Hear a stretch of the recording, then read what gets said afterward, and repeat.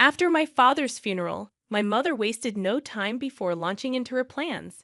I'm going to take all of Dad's $184,000 inheritance now that caregiving is over. You're useless to me, haha. Please leave right now, she said, her words cutting sharply. I couldn't believe she'd say something so callous right after the funeral. She seemed utterly hopeless. But I had already prepared for this moment long before my father's passing. With a confident smile, I replied, "Thank you. I've been waiting for this.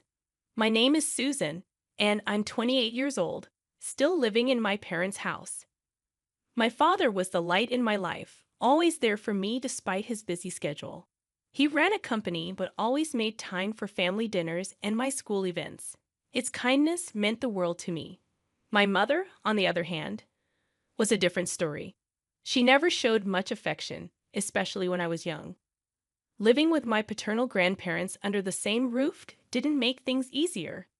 My mother often vented her frustrations when my father or grandparents weren't around, directing her anger towards me. My grandmother, though kind on the surface, had her moments of cruelty, especially towards my mother. She would often make hurtful remarks, reflecting disappointment in not having a boy to carry on the family legacy. Despite my efforts to win my mother's approval through academic success and even winning swimming competitions, her criticism only grew worse. She'd remark about my looks, comparing me unfavorably to my father, whom she adored. My mother's beauty and past as a model seemed incongruous with her behavior. Marrying my father for his wealth didn't bring her the life of luxury she expected, especially with my grandparents in the picture. Things worsened after my grandparents passed away, leaving my mother unchecked. She squandered my father's money on parties, neglecting both me and the household chores. Meanwhile, my father was focused on rebuilding his company's stock value, leaving me feeling isolated and lonely. But despite it all, I had learned to navigate the deceitful world of adults like my mother from a young age. Now, with my father gone, I was prepared to stand up for myself and claim what was rightfully mine.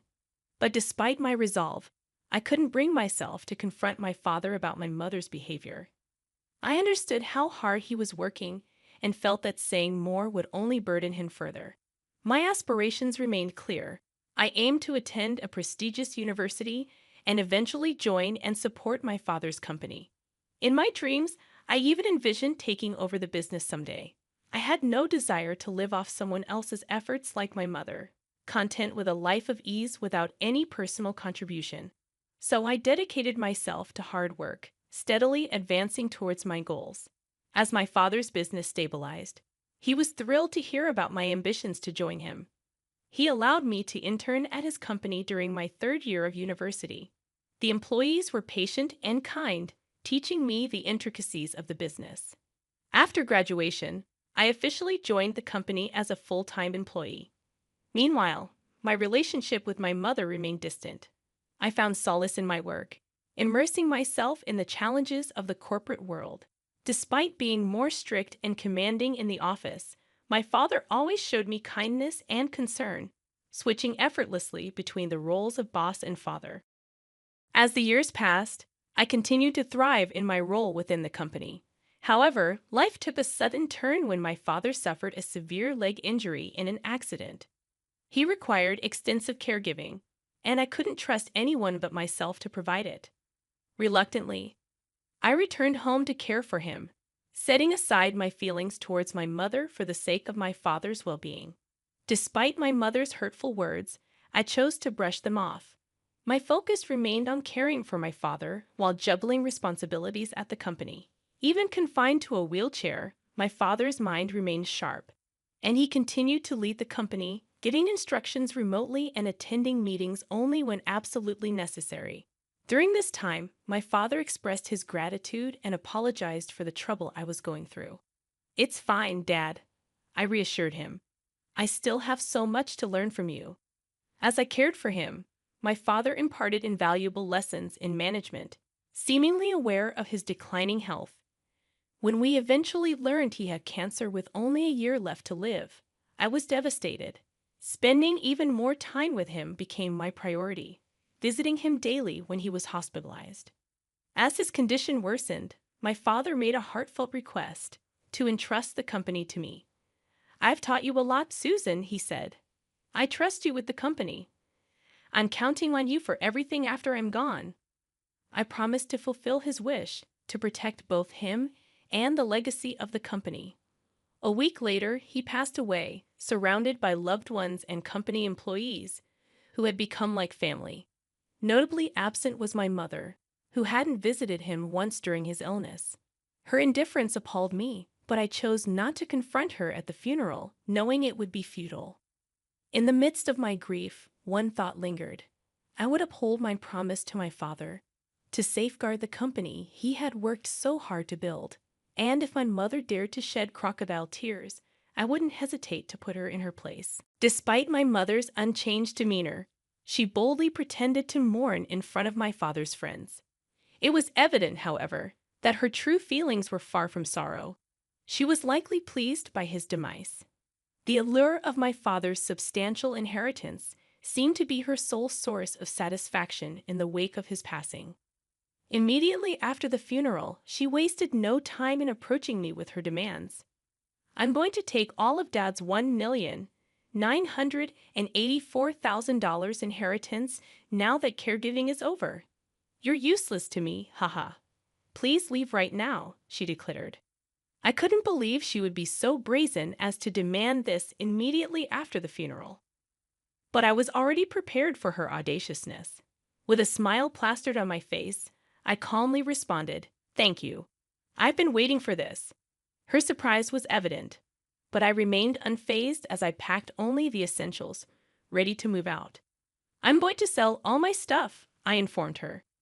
"You can do whatever you want with this house and the $1,984,000 inheritance.